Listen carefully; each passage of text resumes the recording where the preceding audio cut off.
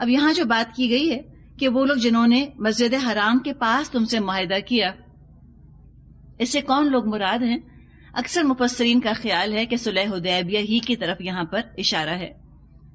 کچھ کا خیال ہے کچھ اور یہ قبیلے تھے کہ جنہوں نے کبھی عہد شکنی نہیں کی تھی، واللہ عالم، لیکن محسوس ایسا ہی ہوتا ہے کہ جو مسجد حرام کا خاص ریفرنس دیا گیا اس کے پاس جو تاریخی معاہدہ ہوا وہ تو صلح حدیبیہ ہی ہے۔ تو فرمایا کہ اگر وہ قائم رہتے ہیں معاہدے پر تو تم قائم رہو، اللہ کو متقی پسند ہے، اللہ نہیں چاہتا کہ تم بلا وجہ اپنے معاہدے کی خلاف ورزی کرو۔ تو عہد کی پابندی کا پھر یہاں پر احساس دلا دیا گیا۔ اب آگے ان کا حال بیان کیا گیا کہ دیکھو ان کا اپنا کیا حال ہے۔ آیت نمبر 8، کیفا، کیسے، وَإِن يَظْهَرُوا عَلَيْكُمْ لَا يَرْقُبُوا فِيكُمْ إِلًّا وَلَا ذِمَّةً يُرْضُونَكُمْ بِأَفْوَاهِهِمْ وَتَأْبَى قُلُوبُهُمْ وَأَكْثَرُهُمْ فَاسِقُونَ۔ دوسرے مشرکین کے ساتھ یا دوسرے کافروں کے ساتھ کوئی عہد کیسے ہو سکتا ہے جبکہ ان کا حال یہ ہے کہ تم پر قابو پا جائیں تو نہ تمہارے معاملے میں کسی قرابت کا لحاظ کریں نہ کسی معاہدے کی ذمہ داری کا۔ وہ اپنی زبانوں سے تم کو راضی کرنے کی کوشش کرتے ہیں مگر دل ان کے انکار کرتے ہیں اور ان میں سے اکثر فاسق ہیں۔ فرمایا اشتروا بآیات اللہ ثمنا قلیلا فصدوا عن سبیلہ انہم ساء ما کانوا یعملون۔ انہوں نے اللہ کی آیات کے بدلے تھوڑی سی قیمت قبول کر لی، پھر اللہ کے راستے میں سد راہ بن کر کھڑے ہو گئے۔ بہت برے کرتوت تھے جو یہ لوگ کرتے تھے، بہت برے کام ہیں جو انہوں نے کیے۔ عام کردار مشرکوں کا سامنے رکھا جا رہا ہے کہ ان کی زبانی کلامی باتوں پر مت جاؤ، کردار دیکھو۔ حق کی راہ روکنے میں ایڑی چوٹی کا زور لگایا، نہ قریبی رشتوں کا لحاظ کیا، نہ کسی عہد کی انہوں نے پابندی کی، تمام اخلاقی اور تمام قانونی اقدار کو انہوں نے پامال کیا، ٹرمپل کیا، اور خود اپنے لیے انہوں نے گمراہی کو پسند کیا۔ 2/3 قرآن تو ان کے اپنے گھروں میں اترا، مکے میں اترا۔ اللہ کے رسول صلی اللہ علیہ وسلم کی مبارک زبان سے انہوں نے قرآن سن لیا، اور پھر بھی کیا رویہ ہے دیکھو جو انہوں نے اختیار کیا ہوا ہے۔ یعنی جنگ کی بات سن کے اگر مسلمانوں میں سے کچھ کے دلوں پر گھبراہٹ طاری ہوئی ہو تو ان کے دلوں کو یہاں پر مضبوط کیا جا رہا ہے کہ تم کفار کے لیے کوئی سافٹ کارنر اپنے دل میں مت رکھو۔ فرمایا آیت نمبر 10، لا يرقبون في مؤمن الا ولا ذمة واولئك هم المعتدون۔ کسی مومن کے معاملے میں نہ یہ قرابت کا لحاظ کرتے ہیں نہ کسی عہد کی ذمہ داری کا، اور زیادتی ہمیشہ انہی کی طرف سے ہوئی ہے۔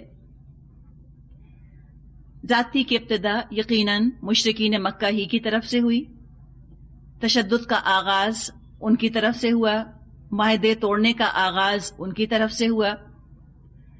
یہ تو جو رویہ تھا آج سے 1400 سال پہلے وہ تو تھا ہی، تاریخ میں ریکارڈڈ ہے۔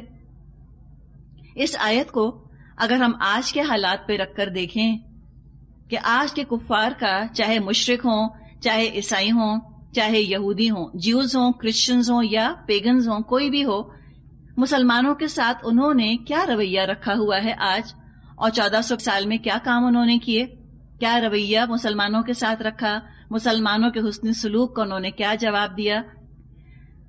ایک نظر اگر ہم چند سال پہلے کے زمانے پر ڈالیں، جبکہ بوسنیا میں اور چچنیا وغیرہ میں جنگ ہو رہی تھی، اس میں آپ اگر کتابیں پڑھیں تو کئی آپ کو اس پر کتابیں ملیں گی۔ ایک کتاب ہے، یہ ڈیوڈ روڈ کوئی صاحب ہیں، امریکن کورسپونڈنٹ ہیں، انہوں نے کتاب لکھی ہے دی اینڈ گیم، کبھی اگر آپ کو ملے تو پڑھیے گا، دی اینڈ گیم، اور بٹریل اینڈ فال آف سریبرینیسیا پر انہوں نے کتاب لکھی ہے، اور وہ کہتے ہیں کہ یورپ کا ورسٹ میسیکر ہوا ہے سریبرینیسیا میں ورلڈ وار 2 کے بعد، ہزاروں کی تعداد میں مسلمانوں کو قتل کیا گیا۔ وہاں پر جو سریبرینیسیا کا علاقہ ہے وہاں پر یونائٹڈ نیشنز نے سیفٹی زونز بنا دیے تھے۔ یونائٹڈ نیشنز کیا ہے؟ کہنے کو ہے یونائٹڈ نیشنز، لیکن یوں لگتا ہے کہ نیشنز یونائٹڈ اگینسٹ اسلام کی بات کی جاتی ہے، ہر ایک کے دفاع کی بات کی جاتی ہے سوائے مسلمان ملکوں کے دفاع کی. اور ہم مسلمان اس قدر کمزور ہو چکے ہیں کہ ہم بھی بار بار رجوع کرتے ہیں یونائٹڈ نیشنز کی طرف. ابھی بھی جو حال ہو رہا ہے لبنان میں، تو مسلمان تو کچھ کر نہیں سکتے نا، ہم تو بالکل پیرالائز ہیں. ابھی بھی بار بار وہ ریکویسٹ کرتے ہیں یونائٹڈ نیشن سے کہ بھئی خدا کے واسطے تم کچھ کروا دو.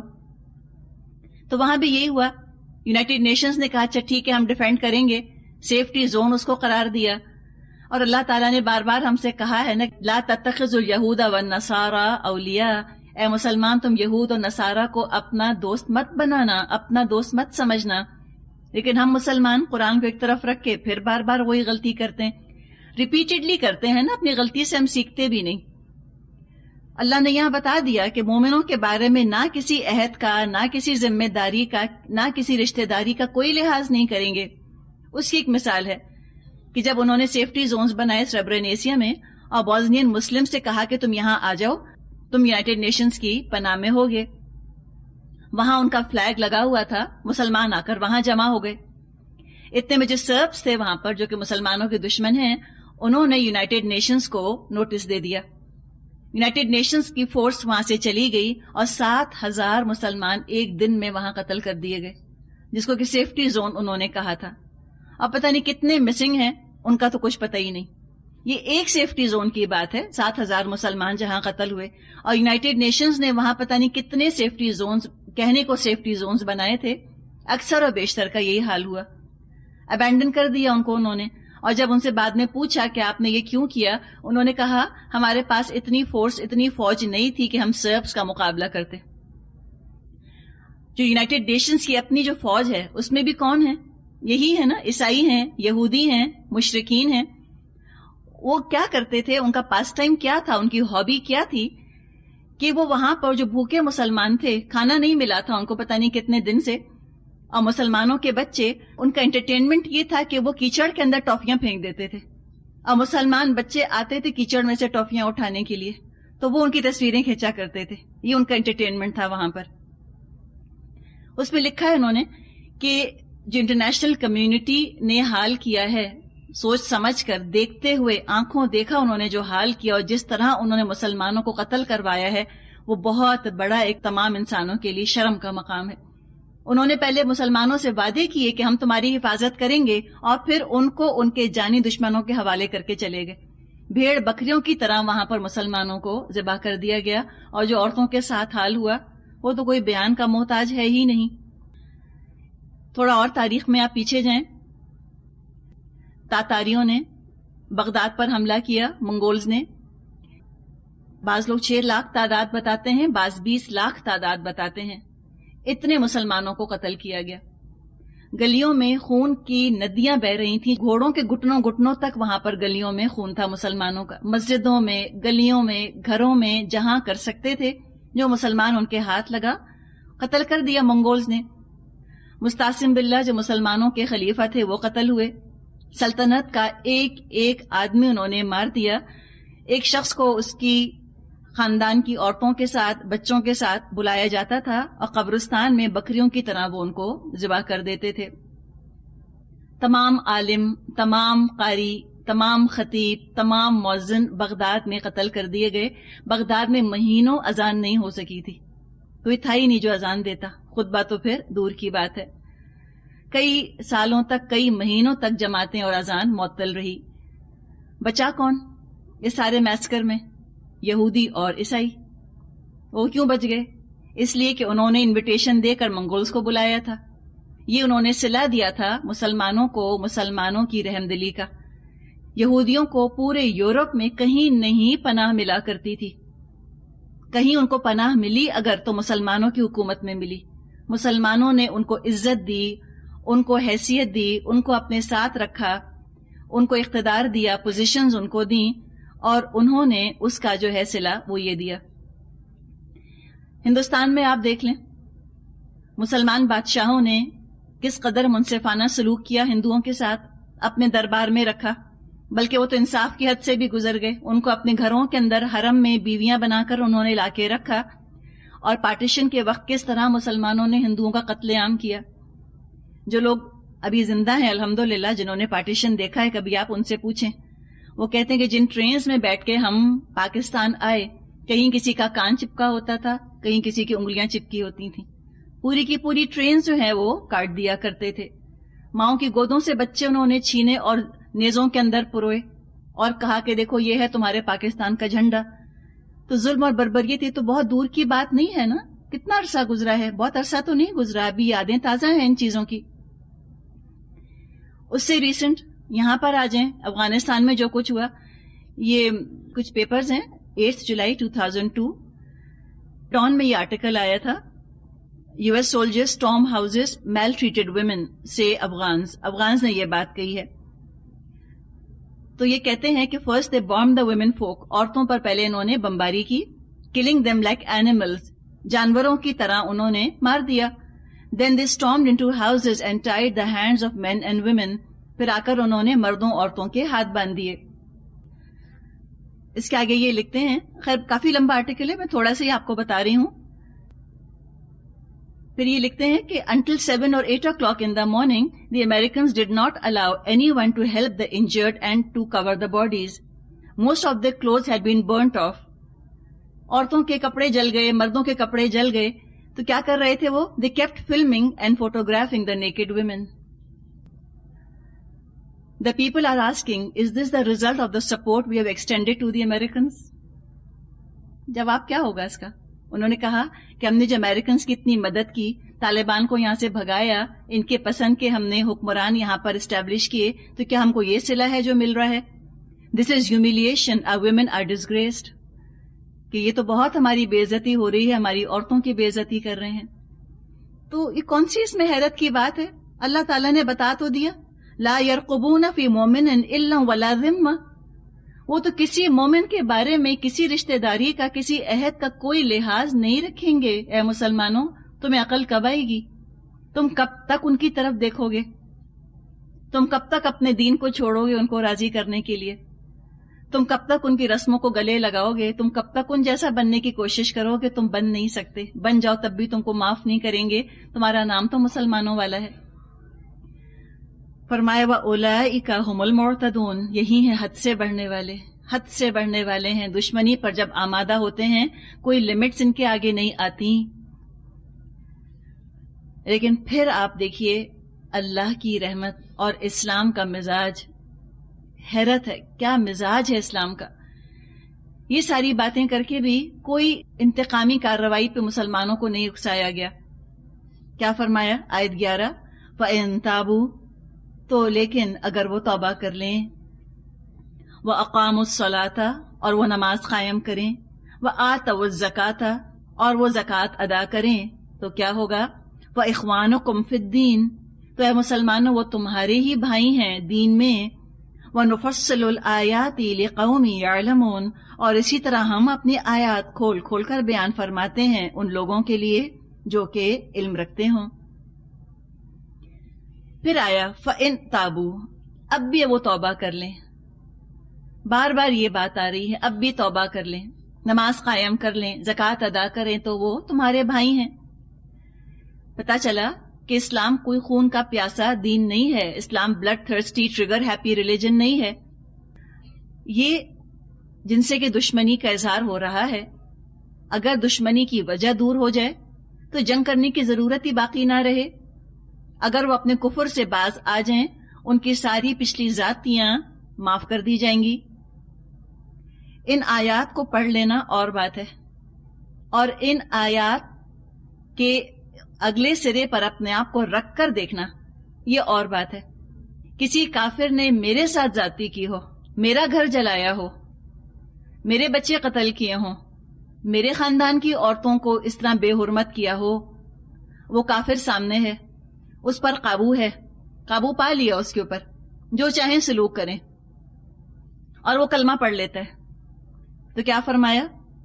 وَإِخْوَانُكُمْ فِي الدِّينِ, اب وہ تمہارا بھائی بن گیا. بتائیں کون ہے جو معاف کر سکتا ہے ایسے شخص کو؟ سوچیں نا, اپنے آپ کو رکھیں نا اس جگہ کے اوپر. ان آیات کو ایسے مت پڑھیں کہ ایک ٹیکسٹ ہے بس پڑھ رہے ہیں اور پڑھ رہے ہیں.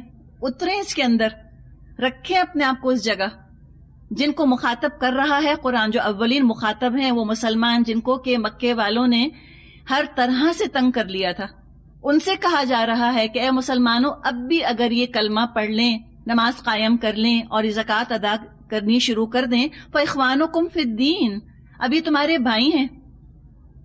کون عمل کر سکتا ہے ان آیات پر؟ صرف اور صرف وہ عمل کر سکتا ہے کہ جو اللہ کی خاطر جہاد کر رہا ہو،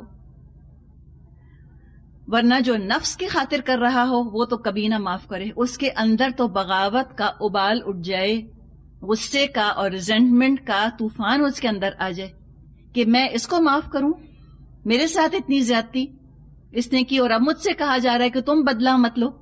بدلہ لینا تو بہت دور کی بات ہے، یہ تمہارے برابر کا ہو گیا، تمہارا بھائی بن گیا۔ یہ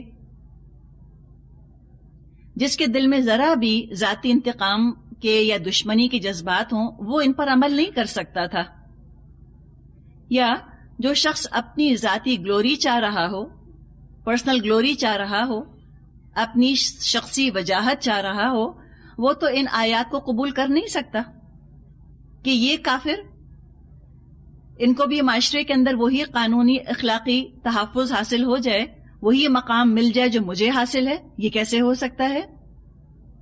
وہ کہتے بھائی ہم نے جنگوں میں حصہ لیا، ہم نے قربانیاں دیں، ہم نے ہجرت کی، ہم نے مال خرچ کیا۔ بلال اور خباب ابن ارت رضی اللہ عنہما کہتے کہ ہم نے اتنی جسمانی تکلیفیں اٹھائیں، ہمیں تو مکے کی گلیوں میں گھسیٹا گیا۔ خباب کہتے مجھ کو تو جلتے دہکتے کوئلوں پر لٹایا گیا، میں نے اتنی مشکلات اٹھائی ہیں اسلام کے لیے، میرا مقام اور اکرمہ کا مقام برابر ہو گیا۔ اکرمہ تو ابھی ایمان لایا فتح مکہ کے بعد، یہ میرے برابر کیسے ہو گیا؟ اس نے کیا دیکھا؟ اس نے کون سی سختی دیکھی؟ یا ابو بکر اور عثمان رضی اللہ عنہما کہتے کہ ہم نے تو اپنی ساری دولت لٹا دی اسلام کی خاطر، اور ابو سفیان تو اپنی دولت لے کر بیٹھے رہے، اب یہ مسلمان ہو گئے رضی اللہ عنہ، تو ابو سفیان آخر ہمارے برابر کیسے ہو گئے، یا آخر ہمارے بھائی کیسے ہو گئے؟ تو وہ کہتے ہم کو اعلیٰ مقام ملنا چاہیے معاشرے میں، مال غنیمت میں ہمارا حصہ زیادہ ہونا چاہیے، ان کو چاہیے ہم سے سیکنڈری سٹیٹس پر رہیں، قربانی کچھ نہیں ہے ان کی۔ لیکن ہم کوئی ایسی بات نہیں پڑھتے تاریخ کے اندر، کسی نے نہیں کہا، سب نے کھلے دل سے اس بات کو قبول کر لیا۔ ان کے تو دل باغ باغ ہو گئے اکرمہ کو، ابو سفیان کو مسلمان ہوتا دیکھ کر رضی اللہ تعالی عنہما۔ یہ ہے اصل کمال کتاب کا اور استاد کا، اور استاد کا ہے سارا کمال، کوئی شک نہیں اس کے اندر، نبی اکرم صلی اللہ علیہ وسلم کا۔ کتاب پڑھا تو سب دیتے ہیں نا، قرآن بھی پڑھا تو سب دیتے ہیں، لیکن قرآن کا سکھانا اور قرآن پر عمل کے لیے آمادہ کرنا اور خود اس پر عمل کرنا، اس کے اخلاقی پہلو کے اوپر، یہ ہے اصل کمال، بڑی بات ہے یہ۔ ایسے نبی اکرم صلی اللہ علیہ وسلم نے صحابہ کو قرآن سکھایا کہ وہ چلتے پھرتے قرآن بن گئے۔ وہ شعر ہے نا کہ قاری نظر آتا ہے حقیقت میں ہے قرآن، اس کی یاد ضرورت ہے۔ بس آپ اپنے اوپر اس قرآن کو نافذ کر لیجئے، دعا کیجئے، ہم سب ایک دوسرے کے لیے دعا کریں اور ہم سب اپنے لیے دعا کریں، میں اپنے لیے اور آپ اپنے لیے، کہ اللہ ہمیں قرآن پر عمل کرنے والا بنا دے، بس اللہ تو ہمیں چلتا پھرتا قرآن بنا دے۔ اس طرح اسلام زندہ ہوگا۔ ہم کتاب کو زندہ کیسے کریں گے؟ کتاب زندہ اس وقت ہوتی ہے جب وہ زندگیوں میں نافذ ہوتی ہے، جب وہ ہمارے خون کے ساتھ ہمارے جسم میں دوڑتی ہے نا، تب کتاب زندہ ہوتی ہے۔ اور کتاب جب صرف پڑھنے کے لیے رہ جاتی ہے تو کتاب مردہ ہو جاتی ہے، اور جب کتاب کو ہم مردہ کرتے ہیں پوری قوم مردہ ہو جاتی ہے۔ آج ہم کیوں اتنے مردہ ہیں بتائیے؟ ہم مسلمان کیوں اتنے بے حس اور اتنے کمزور ہیں؟ اس لیے کہ ہم کتاب کی طرف سے جو بے حس ہے نا، چاروں طرف سے ہم پہ مار پڑ رہی ہے۔ مجھے بتائیں جو لبنان میں ہو رہا ہے کہ ہمارے دل پہ اثر نہیں ہے اس کا؟ ہم کیا محسوس نہیں کر سکتے؟ دوہری چیز ہے، درد محسوس کرنا اور بے بس، بالکل بے بس ہیں، کچھ کر نہیں سکتے۔ ان کا جو دل چاہ رہا ہے وہ وہاں پہ کر رہے ہیں، اور مسلمان صرف اپیلز کر سکتے ہیں نا کہ کوئی بچا لے، کوئی بچا لے۔ اب بھی اللہ نہیں یاد آتا۔ ہم کہتے ہیں ہاں لبنان والوں پر ہو رہا ہے نا، ہم کو جاگنے کی ابھی کیا ضرورت ہے، ہم تو پاکستان میں آرام سے بیٹھے۔ تو جو آج لبنان میں ہو رہا ہے، مجھے بتائیں کل کیا پاکستان میں نہیں ہو سکتا؟ کوئی تو جاگے، کہیں تو جاگے، کوئی تو فکر کرے نا اپنے بچوں کی تو ہم فکر کریں کہ ہم انہیں کیا دے کر جا رہے ہیں۔ وہ تو چلتے پھرتے قرآن تھے، اور قرآن پہلا کام جو کرتا ہے انسان کی انا ختم کر دیتا ہے. میں بھی کوئی چیز ہوں, آئی ایم سپیریئر. صحابہ میں انا نام کی چیز نہیں تھی. کوئی self projection, self recognition, self esteem, انا پرستی, اپنے آپ کو بلند کرنا, اس کا جذبہ ہی نہیں تھا ان کے اندر. ایسی تربیت کی نبی اکرم صلی اللہ علیہ وسلم نے, کیا تزکیہ کیا ان کا کہ ان کو انا سے پاک کر دیا, خود پرستی سے, خود پسندی سے, اپنی تعریف سننے کے شوق سے صحابہ کو پاک کر دیا نبی اکرم صلی اللہ علیہ وسلم نے. اور جب یہ چیز نکلتی ہے نا انسان میں سے, اپنی بڑائی, تب تو اللہ کی بڑائی آتی ہے.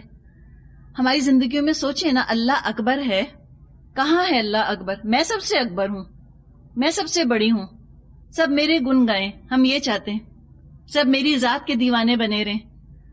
تو میں اور اللہ, یہ دونوں چیزیں ساتھ ساتھ دل میں نہیں رہ سکتی. دو خدا نہیں ہو سکتے نا.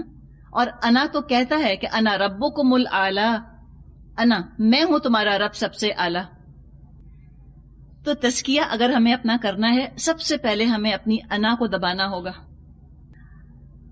اپنی بڑائی چاہنا, کوئی ممتاز مقام عام مسلمانوں میں حاصل کرنا, یہ تو وہ جذبات ہیں جو تکبر کی نشانی ہے. پرومیننٹ ہونے پر خوش ہونا کہ ہم بڑے پرومیننٹ ہیں, اور یہ چاہنا کہ میں پرومیننٹ ہو جاؤں, میں بہت نمایاں ہو جاؤں, یہ تکبر کی علامات ہیں. اور تکبر سارے اعمال کو ضائع کرنے والی چیز ہے. حدیث میں آ گیا کہ جس کے دل میں رائی کے دانے کے برابر تکبر ہوگا, جنت میں داخل نہیں ہوگا.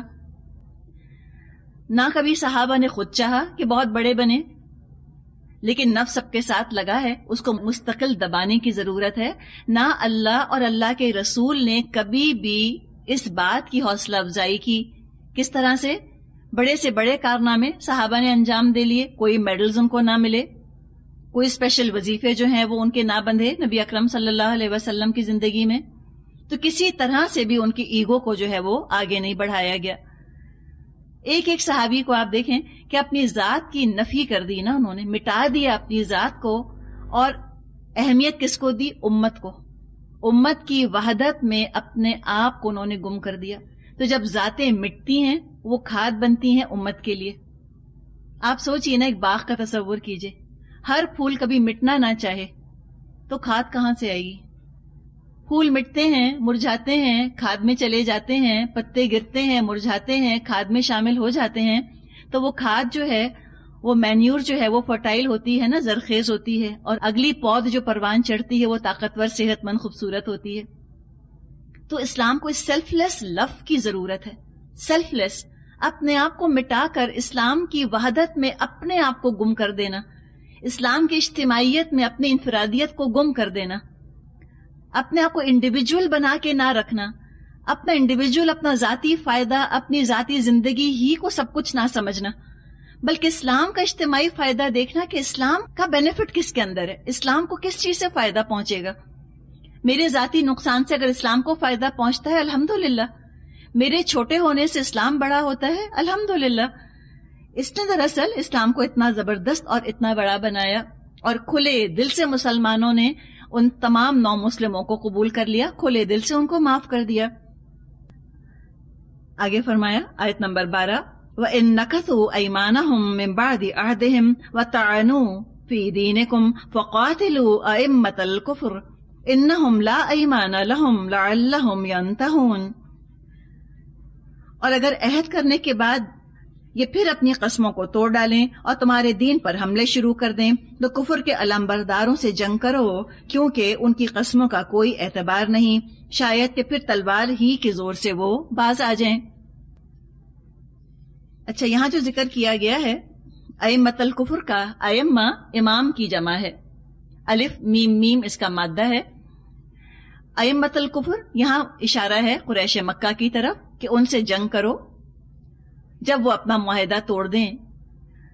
اب پھر یہاں جنگ کا ذکر آیا, اور جنگ کا ذکر جو پیسیفسٹ قسم کے لوگ ہوتے ہیں ان کو بہت برا لگتا ہے, اور اسلام کے ساتھ قتال فی سبیل اللہ کو کچھ لوگ ذہنی طور پہ قبول نہیں کر پاتے, مینٹلی ریکنسائل نہیں کرتے اپنے آپ کو کہ دین کے ساتھ جنگ کا کیا تصور ہے. فورن ڈیفینسو پر جا کر وہ کہتے کہ اسلام تو صرف صلح چاہتا ہے اور جنگ تو صرف سیلف ڈیفense ہی میں جائز ہے, اور اوفینسو تو کبھی اسلام نے لیا ہی نہیں. اسلام نے صرف ڈیفینسو جنگیں کی ہیں، کبھی اوفینسو نہیں کی. حالانکہ ہمیں کوئی ضرورت نہیں کہ ہم جنگوں کے بارے میں اپولوجیٹک ہوں. اگر کوئی یہ کہتا ہے کہ اسلام نے صرف سیلف ڈیفینس میں جنگ کی، تو چلیں صلح حدیبیہ کے معاملے کو ذرا ہم دیکھتے ہیں کہ جب صلح حدیبیہ ٹوٹ گئی اور مکے کا سردار ابو سفیان بن حرب خود چل کر مدینے آ رہا ہے اور اس نے صلح کی تجدید کی درخواست کی ہے، اس نے رینیو کرنے کی کوششیں کی، تو نبی اکرم صلی اللہ علیہ وسلم نے تجدید کیوں نہ کی؟ صلح کی. آپ نے صلح حدیبیہ کی تجدید نہ کی، آپ نے معاہدہ ختم کر دیا. بات یہ ہے کہ اصل مقصد نہ صلح کرنا ہے نہ جنگ کرنا ہے، بلکہ اصل مقصد ہے دین کا غلبہ، دین کا ڈومینیشن. حکمت کے ساتھ سوچ سمجھ کر منصوبہ بندی کر کے پلان کر کے مشن مکمل کرنا ہے، اسلام کو غالب کرنا ہے. لکلمت اللہ ہی العلیٰ، کہ اللہ کا کلمہ، اللہ کی بات سب سے بلند ہو جائے. اگر کسی مرحلے میں صلح کرنا مفید ہے تو دب کر بھی صلح کر لو، ٹھیک ہے، لیکن جب جنگ کرنا مفید ہے تو جنگ کرو. تو نہ صلح اپنی ذات سے کوئی اچھی چیز ہے اور نہ جنگ اپنی ذات سے کوئی اچھی چیز ہے. یہ تو حالات کا تقاضا دیکھنا ہے. حالات کا تقاضا کیا ہے، کیا کرنا چاہیے اس وقت. تو نبی اکرم صلی اللہ علیہ وسلم کا تو ہاتھ حالات کے نفس پہ رہا کرتا تھا. آپ نے دیکھ لیا کہ اس وقت جو ہے وہ صلح کی ضرورت نہیں ہے اسلام کے غلبے کے لیے، اس وقت ضرورت جنگ کی ہے. تو اوفینسو پر جا کر آپ نے جنگ کی، آپ نے مکے کی طرف خود اقدام کیا. مسلمانوں کو مدینے میں اس وقت کوئی خطرہ نہیں تھا کفار سے، کفار نہیں آ رہے تھے مسلمانوں سے جنگ کرنے کے لیے. خود نبی اکرم صلی اللہ علیہ وسلم نے اقدام کیا، آپ تشریف لے گئے مکہ کی طرف اور آپ نے مکہ فتح کیا. تو دیکھنا یہ ہے کہ جدوجہد کس مرحلے میں ہے. مختلف فیزز آتے ہیں ریولوشن میں، انقلاب میں. کسی بھی ٹرانزیشنری سٹیج کو مستقل بنیاد نہیں بنایا جا سکتا. کسی بھی عارضی صورتحال کو کوئی حکم کے درجے میں نہیں رکھا جا سکتا کہ مسلمان ہر حال میں صلح کریں بس. کیوں؟ اگر صلح مسلمانوں کو نقصان دے رہی ہے تو صلح کیوں کریں؟ یا یہ ہے کہ مسلمان ہر حال میں جنگ کریں، کیوں؟ اگر جنگ مسلمانوں کو نقصان پہنچا رہی ہے، اسلام کو نقصان پہنچا رہی ہے، تو مسلمان جنگ نہ کریں. بات ساری کیا ہے؟ توحید کا بول بالا کرنا. شرک اور توحید ایک گھر میں نہیں رہ سکتے، اور جو اختلافات ہیں شرک کے اور توحید کے، یہ مذاکرات سے، نیگوسیشن سے طے ہونے والے نہیں ہیں. یہ تو بنیادی اختلافات ہیں، ڈیپ روٹڈ ہیں. تو لہٰذا یہاں کہا گیا کہ تم کرو ان سے جنگ. وہ اپنا عہد توڑتے ہیں اور انہوں نے تو ارادہ کیا کہ تمہارے رسول کو ان کے گھر سے نکال دیں، اور انہوں نے ہی زیادتی کی ابتدا کی. وَهُمْ بَدَؤُوكُمْ أَوَّلَ مَرَّةٍ، اور زیادتی کی ابتدا کرنے والے وہی ہیں. اب پوچھا گیا أَتَخْشَوْنَهُمْ، کیا تم ان سے ڈرتے ہو؟ فَاللَّهُ أَحَقُّ أَن تَخْشَوْهُ إِن كُنتُم مُؤْمِنِينَ، اگر تم مومن ہو تو اللہ اس کا زیادہ مستحق ہے کہ تم اس سے ڈرو. پوچھا گیا کہ جنگ نہیں کرنا چاہ رہے، کیا تمہیں ڈر لگ رہا ہے؟ اتخشونہم، اس میں مخاطب کون ہے؟ کس سے بات کی گئی ہے؟ مسلمانوں سے. جی ہاں، مسلمانوں سے پوچھا گیا ہے کیا تم ڈر رہے ہو ان سے جنگ کرتے ہوئے؟ اب آگے اور چند آیات ہم پڑھیں گے، ان میں قتال پر مسلمانوں کو آمادہ کیا گیا ہے. کہا گیا کہ تم کرو جنگ. اب ان آیات کو جو ہم پڑھ رہے ہیں تو ذرا سا ہم مسلمانوں کی کیٹیگریز کا بھی جائزہ لے لیں کہ اس وقت مدینے میں مسلمانوں کی کتنی کیٹیگریز موجود تھیں. ایک تو آپ دیکھیں ڈفرینٹ طبقات ہوتے ہیں، ان کی اپنی سوچ ہوتی ہے، اپنی کیفیات ہوتی ہیں. جو صادق سچے مسلمان تھے اور ان میں جو مجاہد طبیعت رکھنے والے مسلمان تھے، وہ تو چاہتے تھے کہ ہاں جنگ ہو، وہ تو اطاعت پر آمادہ تھے. باقی مسلمان اطاعت پر آمادہ تو تھے، نبی اکرم صلی اللہ علیہ وسلم جو حکم دیتے وہ مانتے، لیکن ان کے اپنے دلوں کے اندر کیفیات مختلف تھیں اور ریزنز تھے ان کے اپنے. بہت سے مسلمان چاہ رہے تھے کہ جنگ نہیں ہونی چاہیے، جیسے ابھی ہم نے بات کی کہ فطری طور پہ انسان کلیش کو پسند نہیں کرتا. وہ چاہتا ہے کہ کلیش نہ ہونے پائے، ڈفرینسز نہ ہوں، نہ گھر کی سطح پر، نہ معاشرے کی سطح پر، نہ ملکوں کی سطح پر، اور نہ نظریاتی سطح پر. لیکن کلیش تو بعض دفعہ ناگزیر ہو جاتا ہے، ان اوائڈیبل ہو جاتا ہے. جب تک کلیش نہ ہو راستے کی رکاوٹ دور نہیں ہوتی. تو کچھ مسلمان تھے، وہ چاہ رہے تھے کہ جنگ نہ ہو. اور یہ جو کیفیات ہیں جن کا ذکر ابھی ہم کریں گے، اس کو آپ یاد رکھیے کہ جب بھی اقامت دین کی جد و جہد شروع ہوگی، ہمیشہ یہی کیفیات، یہی مراحل ہوں گے جن سے کہ مسلمان گزریں گے. الگ الگ کیٹیگریز میں، الگ الگ طبقات میں مسلمان تقسیم ہوں گے.